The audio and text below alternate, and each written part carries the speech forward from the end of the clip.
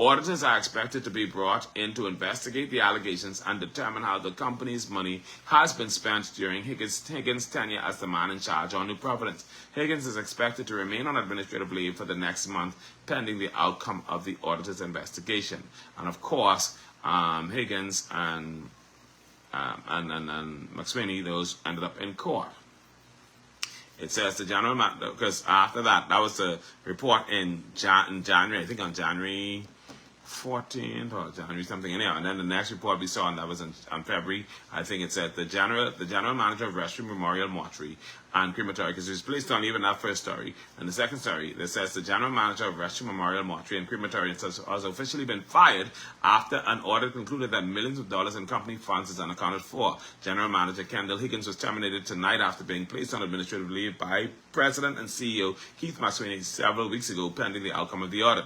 The audit determined that millions of dollars went missing under the watch of Higgins, who oversaw Rescue's daily operations in New Providence. The matter has been turned over to the Financial Crimes Unit of the Royal Bahamas Police Force for further investigation and to determine if criminal charges should be filed. Higgins' dismissal was good news for Rescue Memorial staff, who described him as an arrogant and mean-spirited boss who had no respect for employees. According to staff, the disgraced GM is finally getting what he deserves. The gallery reported last month that Higgins allegedly acquired limousines and other high-end vehicles, plush apartment complexes, and a lavish home in Westgate, raising suspicions. The son of the late Nesbitt Higgins is a member of East Street Gospel Chapel. He joined Rescue as an intern in 1995 before studying in Atlanta, Georgia, and eventually becoming a licensed funeral director and embalmer. Now, we understand that they're actually getting ready to head to court. They're supposed to be heading to court right about now, but now McSweeney has gone on to his rest until he faces the court of God. All right? And so, but I don't think the case is going to go away because Rescue Memorial Mortuary is still in existence.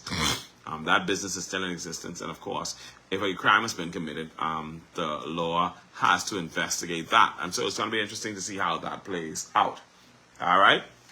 We'll continue to follow that story, and any information that we can get on it, we will let you know.